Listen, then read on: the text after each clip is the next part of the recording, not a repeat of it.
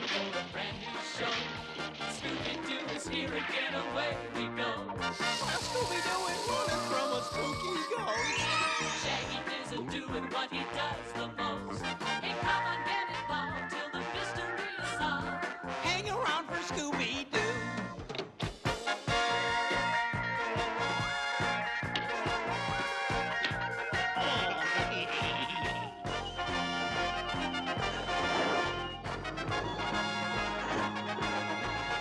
Hey, come on, get involved till the mystery is solved. Hang around for Scooby Doo. That's my pal. Scooby Dooby Doo. Hello, Scooby Doo fans! Welcome to my Season 2 Episode 4 review of the Scooby Doo Show to kick off my 2025 Summer Special. So yeah, this is what you guys voted for last year on what you guys wanted me to cover for my 2025 Summer Special. So here it is, an entire summer of Scooby Doo reviews, particularly the Scooby Doo Show, so I hope you guys enjoy it. So last time I continued my reviews of the Scooby Doo Show with a review of Season 2 Episode 3 of the Scooby Doo Show. I hope you guys enjoy that. But of course today, I'll be covering Season 2 Episode 4 of the Scooby Doo Show, titled The Chiller Diller Movie Thriller, which was released on October 1st, 1977. The short synopsis of the episode is, Scooby-Doo, Scooby-Dum, and the gang set out to protect Doo and Dum's cousin, Scooby-D, from the phantom of Milo Booth, a long-dead silent film actor who is determined to keep D from remaking one of his greatest films. So normally I would tell you guys what DVD I'm watching Season 2 of the Scooby-Doo Show on. However, unfortunately, Season 2 of the Scooby-Doo Show has yet to be released on any sort of physical media, any sort of DVD. I wish it was. I wish we either got a Season 2 DVD or a complete box set, a complete series box set of the Scooby-Doo Show. But unfortunately, that's not the case. So, like I have done in previous Season 2 reviews, and for the purpose of this one and future Season 2 Scooby-Doo Show reviews, I'm going to be watching this episode on HBO Max. So that will be the quality of the episode. Hopefully it will be decent enough for you guys. But yeah, that's where I'm watching it on. HBO Max, unfortunately, has taken a lot of Scooby-Doo stuff down. But thankfully, they still have the Scooby-Doo Show up. So yeah, if you want to watch Season 2 of the Scooby-Doo Show, it's on HBO Max right now. Now, as far as this episode's reception is concerned, I believe most fans like this episode. I've often heard a lot of praise for this episode. It seems to be considered one of the better episodes of the Scooby-Doo Show. I've heard a lot of people prop it up in the Scooby-Doo community. It's one of the few Scooby-Doo Show episodes that seem to be talked about a fair bit. So it's at least, if it's not well-liked, it's at least considered in the average range. But do I agree that this is a good episode like the Scooby-Doo community, or do I maybe consider it average, or maybe even have an opinion that I think it's a bad episode? Well, let's find out, shall we? So let's take a look at the episode to see whether I think it is a good or bad episode of the Scooby-Doo Show. The episode begins with Scooby and the gang, along with Scooby-Dum, on the set of his actress cousin Scooby-D's new movie. It is a remake of the film Phantom of Dixie, which originally starred long-deceased film star Milo Booth in the role of the Phantom. After filming a scene, Scooby-D, who before just kissed Scooby-Dum and Scooby-Doo, who of course blushed and then their hat and lily pad spun around, returns to her dressing room, where she discovers a threatening note from apparently the ghost of Milo Booth himself, who warns Scooby-D to quit the film, or it'll be her last one, and that he will not have his finest film remade. That night, as Scooby-D is scheduled to take a train back to the West Coast, she is put on 24-hour surveillance by orders from Mr. Mogul, the producer of the film. Rod Kennedy, Scooby-D's acting coach, and Jim Moss, the studio chief of security, are placed under watch of Scooby-D, and the gang agrees to come aboard the train and to help solve the mystery of the Phantom. On the train, Scooby-D is given her own private car, and the gang witnesses two men loading a coffin onto the train. Later that night, the Phantom, who has been in the coffin, arises and begins to roam around the train. Scooby, Shaggy, and Scooby-Dum go into the kitchen to get some food and encounter the Phantom of Milo Booth. They run back to tell the gang. To keep her safe, the gang sends Scooby-Dee to her private car and decides to search for the Phantom. Velma, Scooby, and Shaggy go to check the baggage car and discover the conductor who was attacked by the Phantom and thrown into the coffin. They search for clues and Velma finds mud on the floor and inside the coffin, and they go back to tell the others. Back at Scooby-Dee's private car, as Daphne and Fred console Scooby-Dee, the Phantom bursts in and goes after Scooby-Dee. Just as Scooby, Shaggy, and Velma arrive, the lights are switched off. After a moment of chaos, the lights come back on, but the Phantom is gone. The gang set up a plan and disguise Scooby-Doo as Scooby-D and use him as a decoy. But the plan backfires, and Scooby-D ends up missing. As everyone searches for Scooby-D, the Phantom, meanwhile, has gotten a dog that looks exactly like Scooby-D and switches the two, kidnapping the real Scooby-D. The fake Scooby-D goes along with the plan and fools the entire gang. They begin passing through a town named after Milo Booth, simply titled Boothville, and the train begins slowing down suddenly. The gang discovers that the car they are in has been uncoupled by the rest of the train, and they head towards Boothville. They discover the Phantom heading towards the cemetery back to his grave and follow him to the cemetery. They split up, and Shaggy, Scooby-Doo, and Scooby-Dum discover that the fake Scooby-D is indeed not Scooby-D, and they go to tell the others. The gang reunite, and Shaggy explains the situation with Scooby-D, and the Phantom, along with fake Scooby-D, locks the gang inside a mausoleum, the same one Milo Booth is buried in, where they find the coffin empty. They manage to escape and head to town. They head for the carnival to the Milo Booth Film Museum and discover an old film reel that shows Milo Booth, but Velma notices something, and she solves the mystery. She notices that the real Milo Booth wore glasses, while the Phantom of Milo Booth never wore any glasses. Not only that, but Milo Booth is actually a lot, heavy, much more heavy set than the Phantom is. And the film reel, in the footage, it looks like he's on a ship similar to the Titanic, which doesn't surprise me, because he's a silent film star. They find the Phantom, fake Scooby-D, and the real Scooby-D who is being held hostage. They chase the Phantom, rescue Scooby-D, and eventually capture him. Scooby-D kisses Scooby-Doo, who blushes, and then Scooby-Dum, who bounces around and around and lands in Scooby-Doo's arms, and they laugh and laugh themselves silly. Yeah, yeah, yeah, yeah, yeah, yeah, we got Scooby-Dee. He fell for it.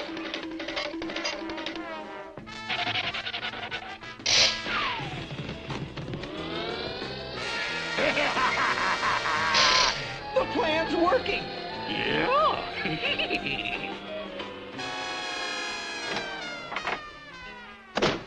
Gotcha.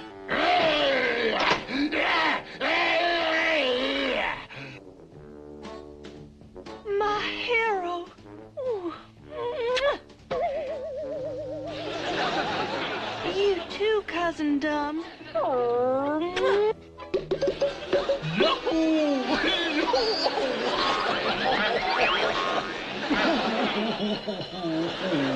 The Phantom of Milo Booth is unmasked as Jim Moss, the studio chief of security. Though for some reason, Shaggy calls him the detective. I don't know if in an earlier draft of the script, maybe he was a detective, but that's not what Mr. Mogul said early on. He was clearly the studio chief of security, so I'm willing to believe that that's the case, and that maybe they screwed up the line and forgot that that was his title early on in the episode. Or maybe he was supposed to be a detective, but they dropped that element and changed him to a studio chief of security. And the fake Scooby-D was his dog in a costume. Jim's plan was to make money off his own Scooby-Dee films by disguising his dog as Scooby-Dee who would only listen to him. His plan was always to switch the Scooby-Dees, and the fake Scooby-Dee would pose as real Scooby-Dee, and the supposedly frightened Scooby-Dee would stop obeying everyone but Jim Moss. He used the Legend of the Phantom so no one would be suspicious when this happened. The train sidetrack to Boothville was to make the gang think that Milo Booth had risen from the grave. But the mud from the train that Velma found did not match the graveyard mud, informing the gang that he had not come from the grave. And another mistake was the key they used to get into the mausoleum was brand new. Someone planted it to make sure they could get in and see the empty coffin. He switched the nameplate to an empty coffin, making it seem like Milo Booth had risen from the dead. They take Scooby-Dee back to Hollywood, where they intend an award show, which I guess is a play on the Academy Awards, most likely. And the episode ends with Scooby-Dee winning the Golden Rover for Best Acting in a canine role, and she kisses Scooby-Dum and Scooby-Doo. I'm going to give Season 2, Episode 4, The Scooby Doo Show, 1 star out of 5. Yeah, I guess I'm in the minority on this. Like, I really wasn't a big fan of this episode. I don't really get what people see in this episode. The Scooby Doo community seems to really like this episode, but I don't know what they saw in this episode, because what I saw was not a good episode. It had a lot of problems, a lot of issues across the board, and only a small, tiny bit of positives, and even the positives are very slim. So I guess before I get into my negatives on why this episode isn't a great episode for me and is definitely the worst episode of season 2 and one of the worst episodes of the Scooby Doo Show, I'll get into my tiny amount of positives that I have for the episode and what I did like about it. So starting with the positives, I thought Fred was a decent leader in this episode. He was okay, he was passable. Not, a strong leader in this episode, but he had his moments. He had enough moments to where I could give him a pass. And, he was decent enough in his role. He didn't really create a cool trap in the episode. He didn't really piece together the clues to help solve the mystery. But he did have some decent leadership moments in this episode, so I'll give him a pass. Then we have Velma. Velma helped find the one and only clue of the episode, which was the mud by the coffin and on the train. That mud was really the only clue, so she found that. So she did find the main clue of the episode, but I don't really feel like she fulfilled her basic role of piecing together the clues to help solve the mystery. I think the only reason I give her a pass is because she found the one and only clue of the episode, and that's about it. She wasn't really much of a leader. She didn't really piece together the clues to help solve the mystery, so yeah, the only reason I give Velma a pass is because she found the most vital clue of the episode, which was the mud. And my final positive is that there were a good number of suspects in the episode. You had 3 suspects in the episode. You had Mr. Mogul, the producer. You had Rod Kennedy, who was Scooby Doo's acting coach. And you had Jim Moss, who was the studio chief of security. So all 3 of them, we had one villain, so there was 3 guys that were equally suspicious. So they did a good job, filling up the suspect pool and giving us 3 equally suspicious men that we could, suspect to be the villain. But yeah, they did a good job in the suspect department. Even if you don't want to count Mr. Mogul, you still have, Rod Kennedy and Jim Moss, and there's a good 50-50 on that. But I still count Mr. Mogul because he had enough screen time to where he could have potentially been the villain as well. But that's all I got for positives, so I think it's about time to get on to the negatives of the episode and what really makes this episode such a bad episode for me. So starting with the negatives, my first one is that I think Daphne, Shaggy, Scooby-Doo, and Scooby-Dum were all weak in this episode. So when it comes to Daphne didn't really have any standout moments or really did anything in the episode. She didn't find any clues. She didn't piece together the clues to help solve the mystery. She wasn't really much of a leader. She wasn't funny or cowardly. So yeah, not really much there for Daphne. Pretty weak in the episode. Shaggy did not fulfill his basic role at all. He was not really funny in this episode. He was not really that cowardly in this episode. And he didn't really have much standout moments, which suck. And then you have Scooby-Doo and Scooby-Dum. And Scooby-Doo didn't really fulfill his basic role of being funny and cowardly either, just like Shaggy, and didn't really have many standout moments. And Scooby-Dum didn't really do much either. In the clue department, finding clues or being funny or cowardly or anything like that. The main thing that hurts Scooby-Doo and Scooby-Dum in this episode that I find, hurts their characters in this episode and makes them weak is mainly the Scooby-Doo romance subplot. Now, it could be argued that that Hanna-Barbera was just trying to make a platonic relationship and trying to showcase that, and maybe they just did a piss poor job at it, and that's completely reasonable. Like, they probably were, trying to make a platonic love relationship with Scooby-Doo, Scooby-Dum, and Scooby-Dee, and it wasn't meant to be seen as romantic. However, it doesn't really come across that way. If it was maybe like one scene where Scooby-Dee was kissing Scooby-Doo and Scooby-Dum as like a platonic sign of love, then I would understand, then I would get the message like, okay, they're not, romantically attracted to Scooby-Dee. They were a little too smitten by her beauty, and there was too many scenes of them wanting a kiss from Scooby-Dee, very romantically attracted to her, and maybe it is normal for dogs to do that, but it is still weird in the episode, and it's distracting, and it's weird, and it hurts Scooby-Doo and Scooby-Dum's character, because for a lot of their character, they're just romantically attracted to their cousin, and it's weird, and I just don't... If it was meant to be platonic, Hanna-Barbera did a really bad job with it. I personally think that if they were trying to make it platonic, they probably should have just had one scene of Scooby-Doo kissing them as like a thank you, like family sort of way. Because family members do kiss, but not the way Scooby-Doo, Scooby-Dum, and Scooby-Dee do in the episode. Like, it's too many times for me to see it as platonic. It feels like they're trying to show it as romantic, and it's very weird and distracting, and it hurts their characters in the episode. And it sucks that this is Scooby-Dum's last episode, because this was probably my least favorite episode of his. Every other episode I feel like he had more going on. Maybe it could be argued that he was okay in the Gator Ghoul episode, but honestly, I probably take the Gator Ghoul episode with, for Scooby-Dum over the Chiller Dylan movie Thriller any day of the week, because Scooby-Dum is just very bad in this episode. It's just not good for his character. So I understand maybe they were trying to go for a platonic, relationship. Maybe that's what Hanna-Barbera was trying to do, but they didn't do a good job with it, and I can't give it a pass. It's too distracting. It's too weird.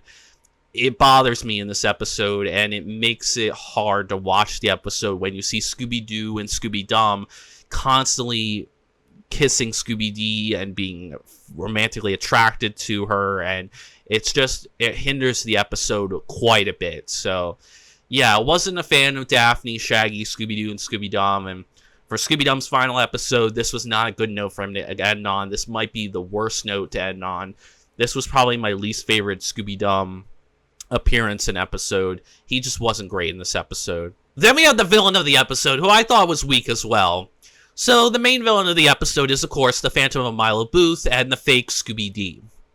Really, it's just the Phantom of Milo Booth. Now, while the Phantom of Milo Booth has an interesting design, I didn't find him scary or entertaining in this episode. Nothing in this episode made him particularly scary at all. I wasn't really creeped out by him, and nothing in the episode made him fun or entertaining to watch.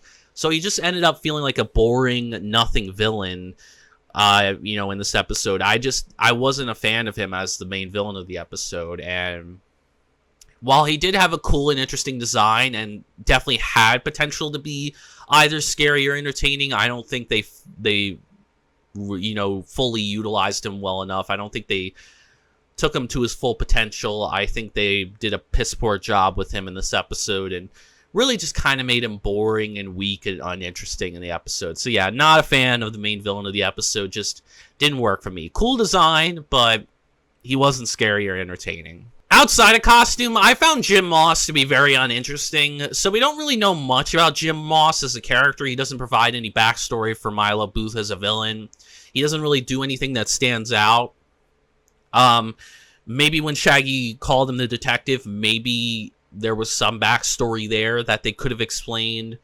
Maybe he was, maybe he, failed as a detective or something, or did something bad. I don't know if, if that was just a slip up, or maybe there was more to that in the original script. But regardless, as it stands, Jim Moss just didn't really do much for me in this episode. He doesn't really stand out in any way, and he's not really an interesting character outside of costume. So yeah, I'm going to have to say, wasn't a fan of Jim Moss's character.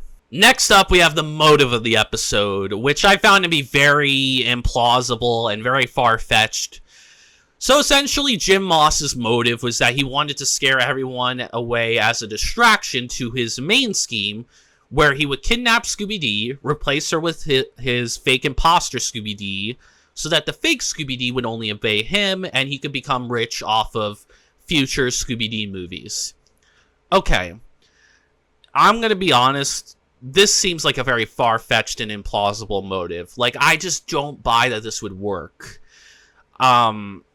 So the whole idea of him, replacing Scooby-Dee, I just don't think I don't find it, plausible that they would fire Scooby-Dee's acting coach and then be like, and then give Jim Moss a promotion because Scooby-Dee, the fake Scooby-Dee, only obeys him. Like, he's just the studio chief of security.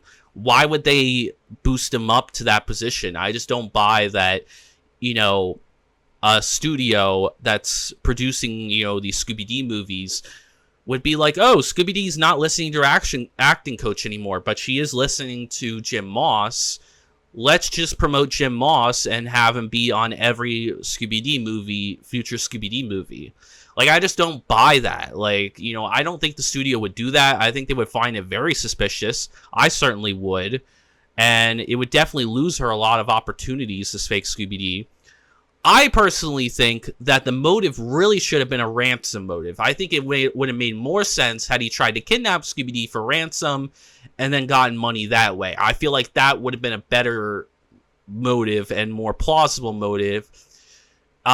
Replacing Scooby Doo with a fake Scooby Doo wouldn't have worked, because unless if he was going to kill Scooby Doo, which is highly likely, what if Scooby Doo escapes and comes back to the studio, and his whole plan is awry, and the fake Scooby Doo will be exposed, and yeah, it's gonna, you know, essentially screw up his plan. But even if he kills Scooby Doo, I still don't buy that the studio would, you know, just be like, oh yeah, let's just promote this guy, let's just have him on every Scooby Doo movie because this fake Scooby Doo is listening to him. Like, I just don't buy that. It just sounds very far-fetched, very implausible, and I don't see any reality where this guy would get any sort of promotion or raise or be involved in future Scooby Doo movies where he would make tons of money. I just don't buy it. I think it's a very implausible and far-fetched motive. So I'm not really a fan of the motive. I think it doesn't work for me. Had it been a ransom motive, I would have liked it probably more, because that would have made a lot more sense. But as it stands, the motive that we got, it just doesn't make a whole lot of sense, and there's too many holes in it for me to give it a pass. So yeah, while it's unique in a way, it's very confusing and very far-fetched and implausible, and I just do not buy that this motive would work for 1 second. There wasn't really a mystery in this episode, so I'm not really questioning like why the Phantom of Milo Booth is after Scooby Doo, because we get that answer in the beginning, and we get the real motive towards the middle portion of it. So, you know, I'm not really questioning why the Phantom of Milo Booth is after Scooby Doo, because he leaves that threatening note essentially saying, stop, you know, remaking my movie or I'm going to come after you. And that's exactly what he did. So to me, like, I don't really see any mystery there, and I don't really see any mystery anywhere else. There's not really any sort of questions I'm asking or anything I'm, you know, wanting answers on. So to me, there really isn't any sort of mystery in the episode. There's no questions I'm asking, nothing I'm, you know, wanting answers for. It's, you know, it's not there. There's no mystery at all. The clues of the episode were weak as well. You really only had one clue in the episode, which was the mud. I don't really count anything like the coffin or, you know, Boothville, you know, with the film reel, or the mausoleum, or, you know, the switching of the nameplates. All of that just seems like set pieces, just set pieces to get the gang out of the way. It's not really clues to his identity. To me, like, I mean, maybe the key could be argued as a clue, but even if we were to count that, they're both weak clues. They don't really point towards a suspect. None of the clues point towards a motive either. So the clues don't really fulfill what they're supposed to do, either pointing us in the direction of who the potential villain is and narrowing down the list of suspects, or giving us, you know, possible explanation on what the motive might be. So we get neither of that, and in the end, I would say the clues were weak in this episode and didn't fulfill the role they were supposed to. I found there to really not be any atmosphere in the episode. I really felt no tension or suspense or creepiness or eeriness. Wasn't fearing for the gang's safety. Wasn't on the edge of my seat wondering what was going to happen next. Didn't find anything creepy or eerie about the villain or the setting. Nothing like that. So in the end, like, there's no atmosphere to speak of. I didn't feel any sort of tension or suspense or creepiness or eeriness. And my final negative is that I found the setting of the episode to be very uninteresting and weak. So there's really only two main settings in the episode and that I would consider, and that is the train and Boothville. Now, the train's actually an interesting concept. The idea of a Scooby Doo mystery on a train is a really neat idea. But I don't really think they fully explored it to its full potential. Like, I don't think they explored it fully. I don't think they took it far enough. and they really only did it for like maybe half of the episode, a good portion of the episode, but there's a good portion of the episode in Boothville. And I didn't really feel like Boothville had much personality or difference to it than any other town in Scooby-Doo. It felt like a very generic town. Like, yeah, it's this town dedicated to Milo Booth as a silent film actor, but I didn't really find anything about it interesting. Like, nothing about the graveyard or the annual fair, or the film museum. None of this stuff is really interesting. It just feels like, been there, done that. We've seen this kind of stuff before. Nothing really new or interesting. While the train could have been an interesting concept, and I actually would have liked that idea, again, they just didn't fully explore it. They didn't take it all the way, and I personally would have preferred had the whole mystery just been on the train, and had they tried that aspect, because had they done a full episode on a train all the way back to Hollywood, that could have been really cool. But sadly, they didn't. And unfortunately, they had to go to Boothville because they were forced to stop. And that's a shame. I really wish they had fully explored the train setting and took it to its full potential. But sadly, they didn't. And yeah, the setting just ended up being very uninteresting and boring and weak. Overall, guys, I would personally not recommend this episode to fans and newcomers of the show. I really don't get why people like this episode. I really don't see what other people see in this episode. To me, what I saw was a very poor episode across the board, left and right. So many negatives, so many problems with the episode, and even the stuff that I praised were barely positives. Like, honestly, Fred and Velma, I only gave them a pass because they had, enough moments to warrant it. But they were not that great either. This was not their best outing. The really only definitive positive that I can give praise for is the number of suspects. But yeah, it was just bad across the board. I don't get what people see in this episode. I really don't understand it. To me, it's a terrible episode, and I could see why I haven't revisited it in a while. Because I don't like it. It's not a good episode. Anyways, I hope you guys enjoyed the review. Please give a like if you did. Comment down below your thoughts on the episode. Do you like this episode? Do you disagree with me? Do you have, do you see more positives in it? I would love to know. Are you part of that Scooby-Doo community that loves this episode? If so, explain why. I would love to hear why you like this episode. I would be very interested to hear that. Do you hate this episode? I'd be interested in that as well. Are you like me, maybe in the minority, where you don't get why people really like this episode and you don't really see why it's praised and you see like a very poor and bad episode? I'd be interested in that. Or are you somewhere in the middle where you think it's average and decent and it's okay, but it's not good or bad? I'm curious for your thoughts, so let me know. And subscribe for more Scooby-Doo content like this, or if you're just interested in my other content, obviously I'll have more Scooby-Doo content on the way. We'll be continuing the summer special with plenty more Scooby-Doo Show reviews. Not only that, but we'll be continuing them on in Scooby Month and, my Halloween special. So Scooby-Doo is not going away anytime, and we have plenty of Scooby-Doo show reviews coming and on the way. So, if you love talking all things Scooby-Doo, if you love all the TV shows, movies, video games, books, and you want to see all these pieces of Scooby-Doo media get the recognition they deserve, come join the channel, experience some amazing Scooby-Doo content, join discussions, let's have some fun, let's talk about our favorite mystery-solving gang and why they're the best. In my next video, I will continue my reviews of the Scooby Doo Show for my 2025 summer special with a review of Season 2, Episode 5 of the Scooby Doo Show, titled The Spooky Case of the Grand Prix Race. I'm actually really excited for this episode. I have fond memories of this episode. I remember really liking it. And honestly, considering how bad this episode was, it can't be any worse than this. Like, as long as it's an upgrade from this episode, I'll be happy. But yeah, I have high expectations going into it. I remember really liking, the Spooky Case of the Grand Prix Race. I remember liking it, so I'm excited to tackle it again. I've watched it a couple times, so we'll see if it still holds up. But yeah, it shouldn't be any worse than this episode. So if you want to know my thoughts on Season 2, Episode 5, The Spooky Case of the Grand Prix Race, and then, yeah, come join me next time. Anyways, thank you guys so much for watching this video, and as always, peace out. We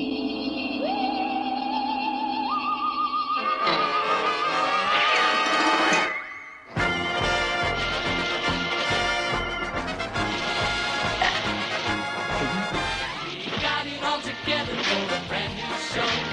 Scooby Doo is here again, away we go. Scooby Doo is running from a spooky ghost. Shaggy is a doing what he does the most. Hey, come on, get involved till the mystery is solved. Hang around for Scooby Doo.